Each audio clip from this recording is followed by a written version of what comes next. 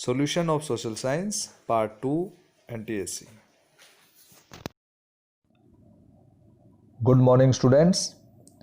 We are discussing here the solution of NTSC exam, particularly social science questions. In the previous video means the solutions of NTSC exam social science part 1.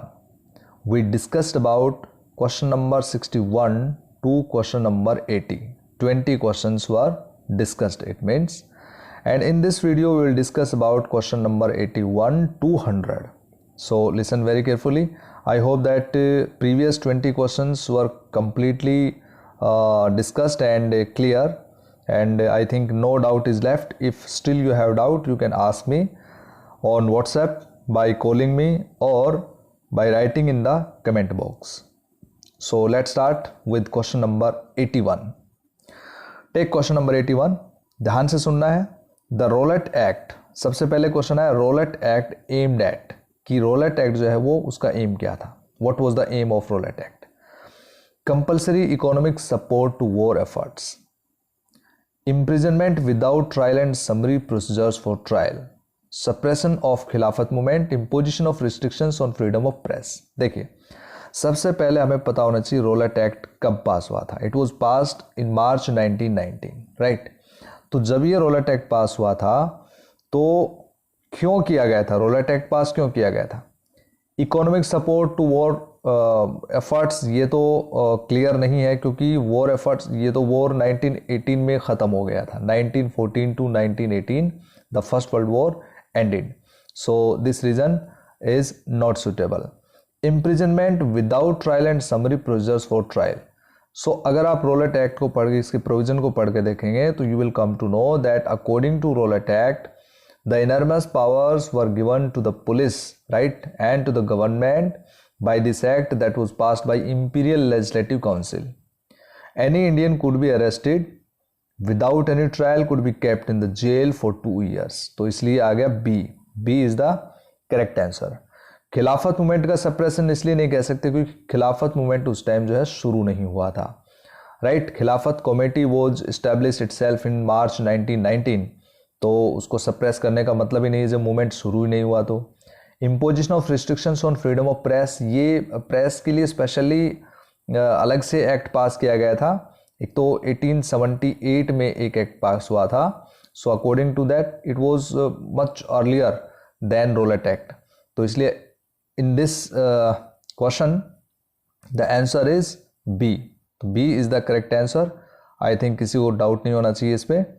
Roulette act का जो main aim था imprisonment without trial and summary procedures for trial, ये आप इसमें बता सकते हैं. तो this is the correct answer B.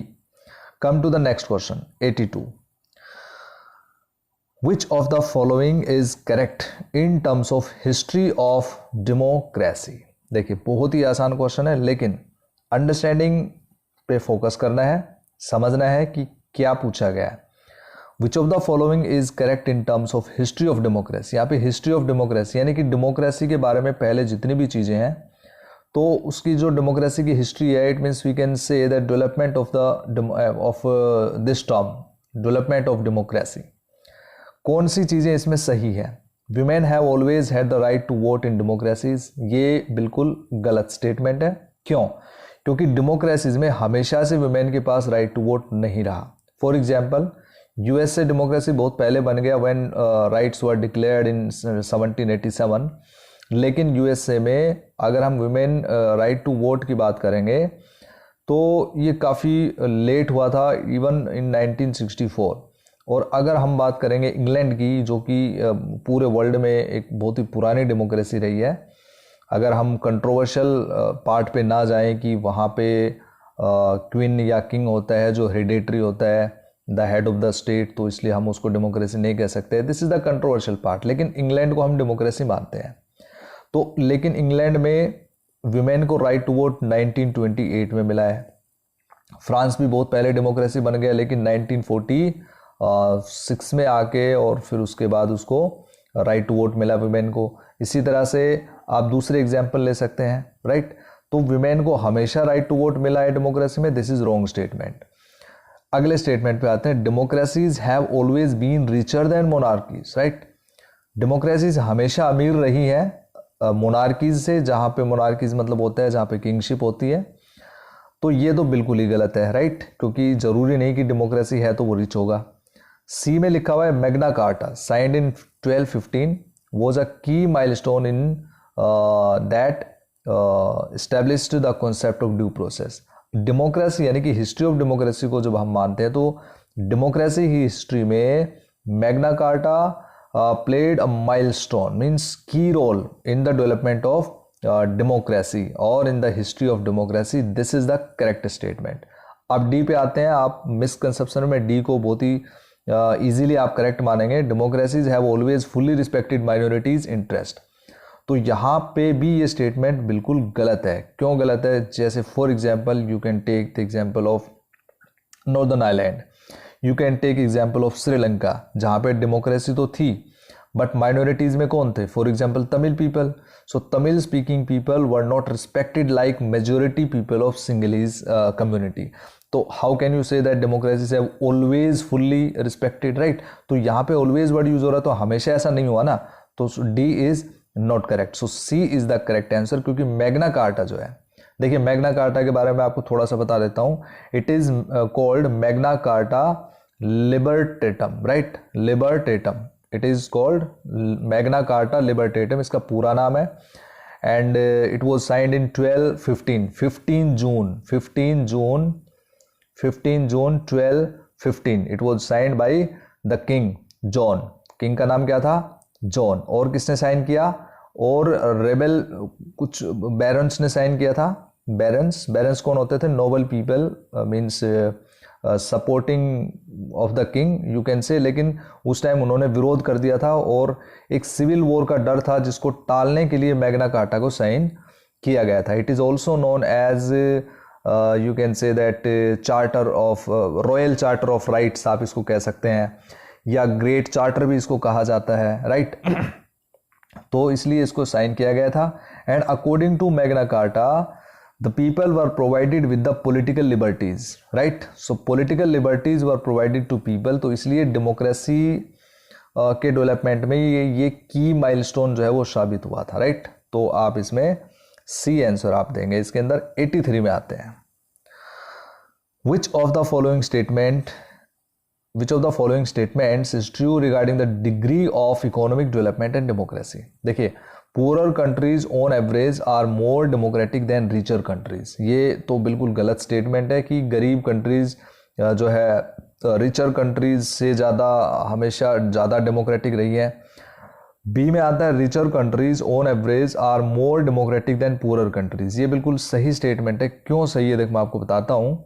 क्योंकि रिचर कंट्रीज का मतलब है कि वहाँ पे लोगों का लाइफ स्टैंडर्ड अच्छा है, and the living standard, with the living standard the people are more self dependent.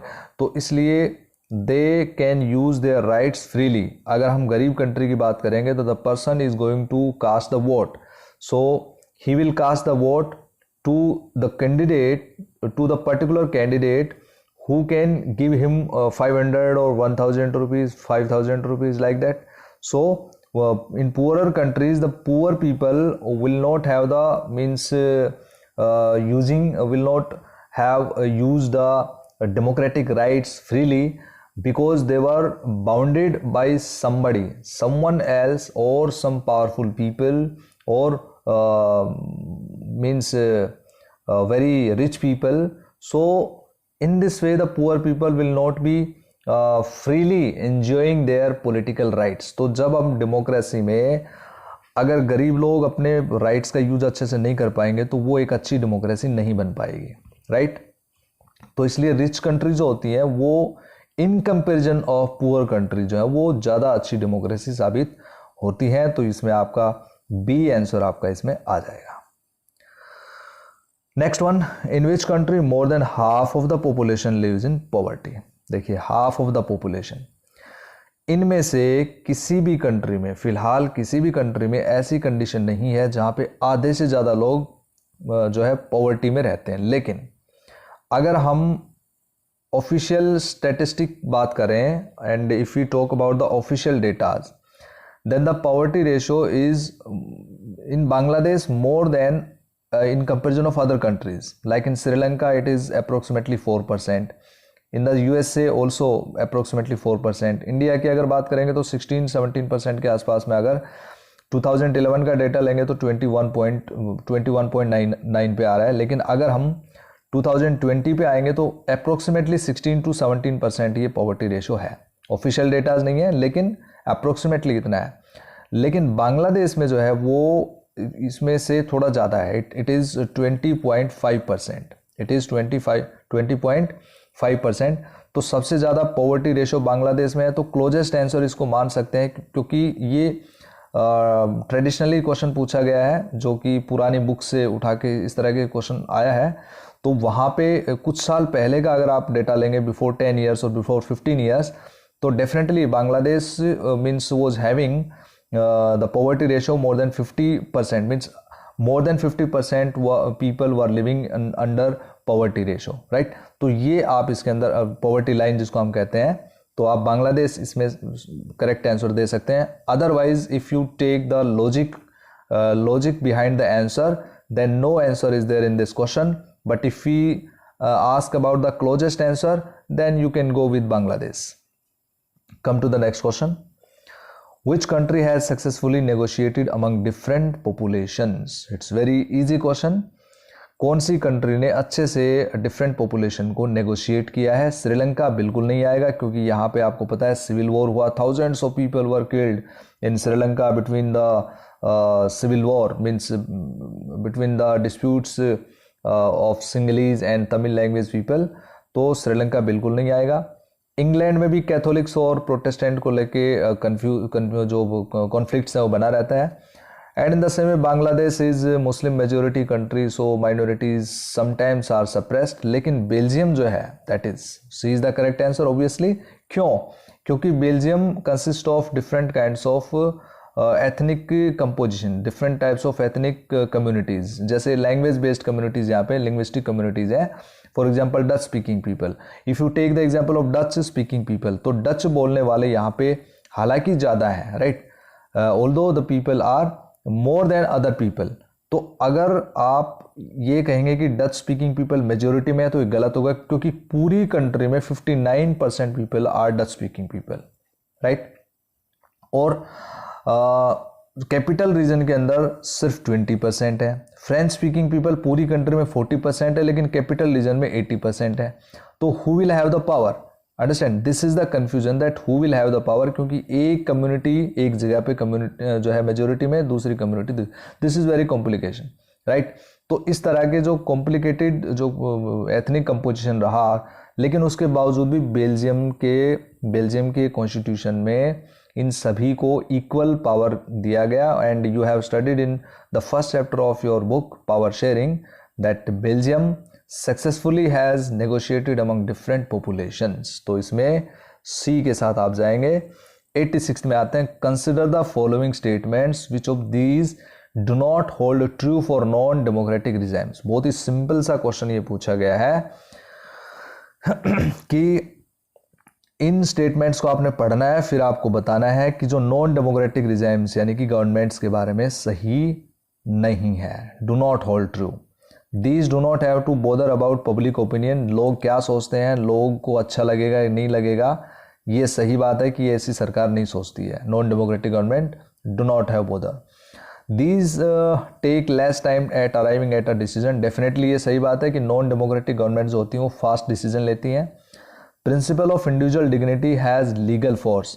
और इसमें यह भी बताया गया है कि जो इंडिविजुअल डिग्निटी यानी कि हर व्यक्ति को सम्मान मिलेगा, इसके पीछे कानून की ताकत होती है और कानून उसको प्रोटेक्ट करता है. तो ये स्टेटमेंट इसमें इसके बारे में गलत है. तो यही हमारा आंसर हो जाएगा सी, क्योंकि नॉट ट्रू पूछा है कि भाई कौन सा इसमें ट्रू नहीं है. नेक्स्ट बिल्कुल ट्रू है. Often suppress internal social differences. तो ये बहुत सारे कंट्रीज़ के एग्जाम्पल आपने पढ़ा होगा 9th और 10th दोनों बुक्स को मिला के देखे तो. So in this way C is the correct answer of 86th question. 87 में आते हैं. On which factor economic development of country depends, कौन से फैक्टर पे इकोनॉमिक डेवलपमेंट, देखो पॉपुलेशन डेफिनेटली बिलोंग करता है, पॉपुलेशन ज़्यादा है कम है उस पर डेफिनेटली बिलोंग करता है। ग्लोबल सिचुएशन उस कंट्री की कैसी है, पूरे वर्ल्ड में उसकी सिचुएशन कहाँ है, सेंट्रल लोकेशन कहाँ पे है, ये सारी चीज़ें डिपेंड करती हैं उसकी कि उसका इकोनॉमिक डेवलपमेंट कैसा होगा। कोऑपरेशन दूसरी कंट्रीज के साथ कैसा है, this is also very important factor of economic development for any country. So in this way D is the correct answer, all of these, D is the correct answer of question number 87। 88 पे चलते हैं। The largest solar energy plant in India is located in, is located in, देखिए is पूछा है तो अभी का पूछा है, जोधपुर, मधापुर, भुज और नागरकोइल। तो यहाँ पे मैं जाना चाहूँगा ऑप्शन ए की तरफ, क्योंकि अगर आप नया डेटा देखेंगे तो दैट इज जोधपुर, क्योंकि भाडला सोलर प्लांट जोधपुर में है। भाडला सोलर प्लांट जोधपुर डिस्ट्रिक्ट में पड़ता है राजस्थान के अंदर, जिसकी एनर्जी जो कैपेसिटी है सोलर एनर्जी, जो by using the solar energy electricity generation capacity is 2250 megawatt है। आप ध्यान से सुनेंगे, इसमें आपको बिल्कुल भी कंफ्यूज नहीं होना है। आपकी एनसीईआरटी में मधापुर जरूर आपने पढ़ा होगा, लेकिन ये पुरानी एनसीईआरटी में, मैं अभी आपको पुरानी और नई दोनों एनसीईआरटी दिखा रहा हूं अभी आपको। तो लार्जेस्ट सोलर प्लांट जो है, एनर्जी प्लांट जो है, वो अभी आप जो नेक्स्ट क्वेश्चन जब भी आएगा तो आप जोधपुर करेंगे, ठीक है। तो जोधपुर में भी कहाँ पे करेंगे, भाडला सोलर पार्क या भाडला सोलर प्लांट जोधपुर डिस्ट्रिक्ट में पड़ता है। इसका जो कैपेसिटी है एनर्जी जनरेशन का वो 2250 मेगावाट, यानी कि 2250 मेगावाट बिजली ये प्रोड्यूस करता है ये पावर प्लांट। अब माधापुर क्यों नहीं आएगा मैं आपको बताता हूं, अभी आप मेरे साथ बने रहिए इस वीडियो में, अभी आपको दिखा। सी दिस इमेज, ये इमेज आप देखेंगे, ये पुरानी एनसीईआरटी है और पेज नंबर 62 पे ये लाइन इसमें एज इट इज लिखी हुई है। The largest solar plant of India is located at Madhapur near Bhuj, ठीक है, where solar energy is use to sterilize milk cans. तो इसलिए ये इसमें यूज भी दे रखा है कि किस यूज में यहाँ पे होता है, लेकिन ये क्या है, पुरानी NCERT, this is old NCERT. Page number 62 पे कंटेम्प्रेरी इंडिया पार्ट 2 वाले बुक में आपको देखा है। Now I am showing you new NCERT book and dear students, this is your new NCERT text book for geography 10th class. यहाँ पे आप ध्यान से देखिएगा, मैं आपको दिखा रहा हूँ पेज नंबर 60, पेज नंबर 60 पे है, और मैं आपको ये सेशन भी दिखा रहा हूँ 2020-21, 2020-21, 2020-21। अब देखिए इसमें क्या है, सोलर एनर्जी के बारे में लिखा हुआ है। यहाँ पे कहीं भी माधापुर का नाम नहीं है, ठीक है, आप पढ़ के देखेंगे इसको कि यहाँ से हम देखते हैं India is tropical country, it has enormous possibilities of tapping solar energy, definitely क्योंकि ट्रॉपिकल कंट्री है, राइट, तो सनलाइट सीधी आती है यहाँ पे। Photovoltaic technology convert sunlight directly into electricity, जो आजकल काफ़ी फेमस हो रहा है। Solar energy is fast becoming popular in rural and remote areas, क्योंकि वहाँ पे इलेक्ट्रिसिटी की जो फैसिलिटी काफ़ी कम होती है। इसके बाद इसमें solar power plant are being established in different parts of India which will minimize the dependence of rural households on firewood and dung cakes, which in turn will contribute to environmental conservation and adequate supply of manure in agriculture। यहाँ पे कहीं पे भी जो है, यहाँ माधापुर का नाम नहीं है और फिर आगे आपका ये विंड पावर आ जाता है। So in this way dear students, you have to understand that according to the new data, क्योंकि माधापुर में था लार्जेस्ट सोलर प्लांट था, अभी उसका जो इलेक्ट्रिसिटी जनरेशन है वो तकरीबन 650 मेगावाट है, राइट, 600 अगर हम एग्जैक्ट देखेंगे तो 648 मेगावाट है, ठीक है। और मैंने आपको कितना बताया है इसमें, भाडला में 2250 मेगावाट का है। तो देखिए कितना फर्क यहाँ पे है, इसलिए आप जोधपुर है वो नया आंसर आपका हो जाएगा, आपको इसमें याद रखना है। So in this way I think you have completely doubtless regarding this question number 88। इसमें आप जोधपुर जो है वो आंसर आ जाएगा, क्योंकि पुरानी एनसीईआरटी के अकॉर्डिंग मैंने आपको दिखाया माधापुर है, और न्यू एनसीईआरटी के अकॉर्डिंग जो है उसमें माधापुर का नाम नहीं है। तो हम जो है न्यू डेटाज लेंगे, तो न्यू डेटाज के अकॉर्डिंग जोधपुर जो है वो सबसे ज़्यादा उसमें सोलर एनर्जी सबसे बड़ा प्लांट है, भाडला सोलर प्लांट। दूसरे नंबर पे अगर आप बात करेंगे तो शक्ति स्थला प्लांट, ये तुमकुरू डिस्ट्रिक्ट में है, तुमकुरू डिस्ट्रिक्ट कर्नाटका में, जिसकी जो एनर्जी जनरेशन पावर है दैट इज़ 2050 मेगावाट। ये भी काफ़ी बड़ा पावर प्लांट है, इसमें सोलर प्लांट है। तीसरे नंबर पे अल्ट्रा मेगा सोलर प्लांट आता है कुर्नूल डिस्ट्रिक्ट में, आंध्र प्रदेश में, 1000 मेगावाट राइट कैपेसिटी के साथ में। रेवा सोलर प्लांट है, चौथे नंबर पे आता है, that is situated in MP and its capacity is 750 megawatt. और फिर पांचवें नंबर पे आता है कामुथी सोलर प्लांट, ठीक है। और इसके साथ में ही आप माधापुर को भी ले सकते हैं, क्योंकि इसकी कैपेसिटी जनरेशन जो इलेक्ट्रिसिटी जनरेशन कैपेसिटी है दैट इज 648 मेगावाट। और ये कहाँ है?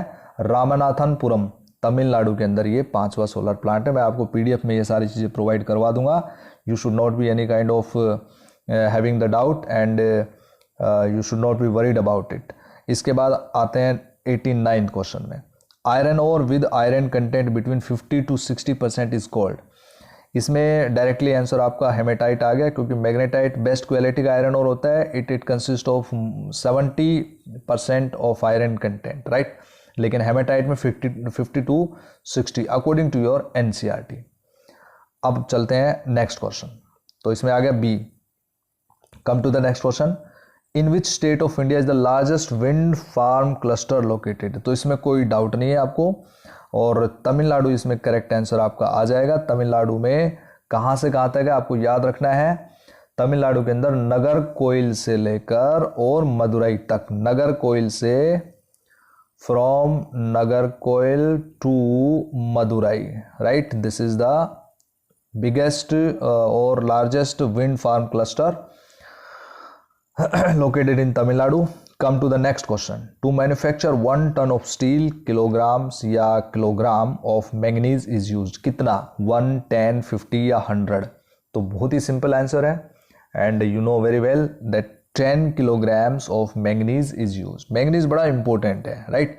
आयरन ओर को अगर मैंगनीज के साथ हम मिलाते हैं तो इससे अच्छी क्वालिटी का स्टील जो है वो बनता है, ठीक है। और मैंगनीज जो है वो काफ़ी इंपॉर्टेंट है, क्योंकि इससे ब्लीचिंग पाउडर भी बनता है राइट, इससे इंसेक्टिसाइड्स भी बनते हैं, इससे पेंट्स भी बनते हैं, और डिफरेंट टाइप्स के अदर प्रोडक्ट्स जो है वो बनाने में मैंगनीज को यूज़ किया जाता है। So it's very important mineral for us. अब अगले क्वेश्चन पे आते हैं। Nearly 52% of India produce of blacks copper is produced by the. Copper जो है वो सबसे ज़्यादा कहाँ पे मिलता है इनमें से? पातालकोट, ये एमपी में लोकेटेड है, और ये जो है ग्रेनाइट के लिए फेमस है, ठीक है, ग्रेनाइट के लिए फेमस है। इसके बाद कोलार है, ये कहाँ है? कर्नाटका में है, और गोल्ड के लिए फेमस है, गोल्ड माइंस के लिए, कोलार माइंस आपने सुना होगा। After that Satara is famous for iron ore, क्योंकि ये महाराष्ट्र गोवा बेल्ट के अंदर आता है, थोड़ा सा मतलब रत्नागिरी से नॉर्थ में पड़ता है, तो यहाँ पे भी थोड़ा बहुत आयरन ओर मिलता है सतारा में, तो it is not famous for copper. अब बच गया Balaghat, this is the correct answer. So your correct answer is Balaghat, MP में है, और Balaghat mines are very famous for copper production. अब चलते हैं 93rd क्वेश्चन में। It is also very easy question, ये एनसीईआरटी से एज इट इज लाइन आपको मिल जाएंगे इसमें, लेकिन थोड़ा कंफ्यूजन इसलिए क्योंकि इसमें 2 ऑप्शन जो है वो सही आ रहे हैं। The is the most ideal, देखिए आइडियल की स्पेलिंग यहाँ गलत है, लेकिन हम समझ पा रहे हैं कि क्वेश्चन क्या पूछा जा रहा है। The most ideal place in India for producing tidal energy. Tidal energy के लिए सबसे अच्छी क्वालिटी जो है वो कौन से रीजन में मिलती है, कहाँ पे सूटेबल है टाइडल एनर्जी के लिए? Arabian Sea, Sundarban delta, Bay of Bengal, Gulf of Kutch. तो इंडिया की अगर जहाँ तक बात करेंगे तो Gulf of Kutch, Gulf of Khambhat और सुंदरबंस डेल्टा, ये भी आएगा इसमें।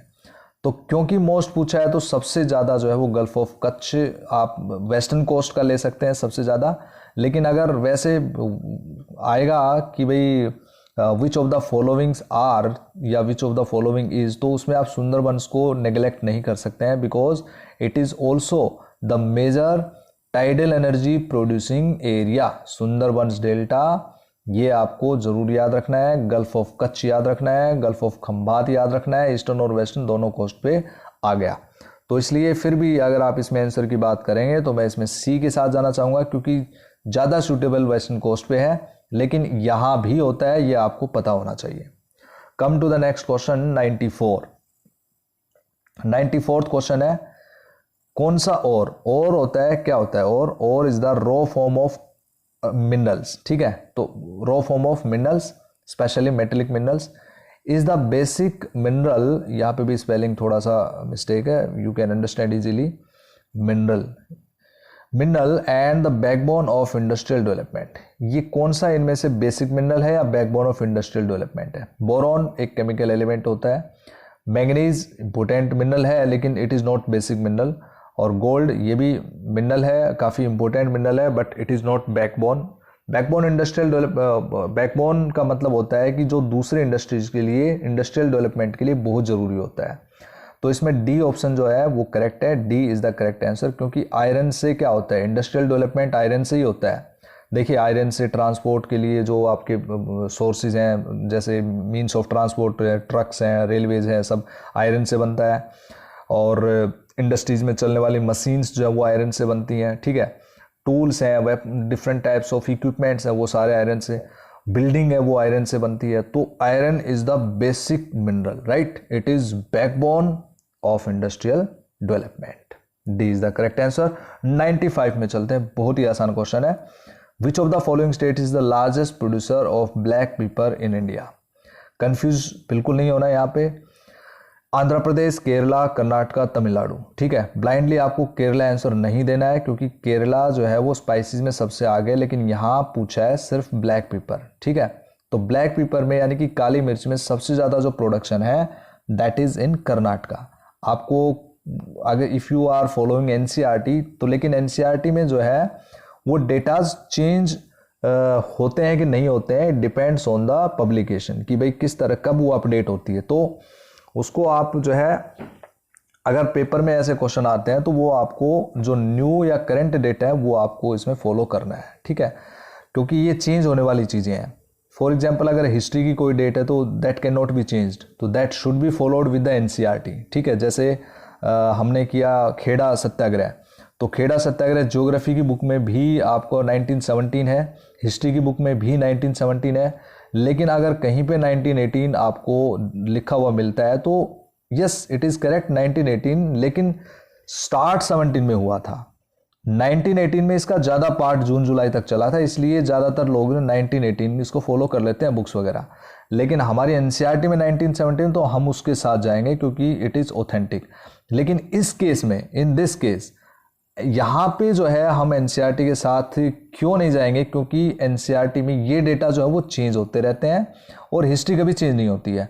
तो ये जो मतलब प्रोड्यूसर, ये प्रोडक्शन इसमें चेंज होता रहता है, the amount of production, volume of production is changed, right, year two year. तो यहाँ पे हम, और क्योंकि केरला जो है वो काफ़ी पहले से, 2014 से पहले से ही केरला जो है वो सेकंड प्लेस पे चला गया था।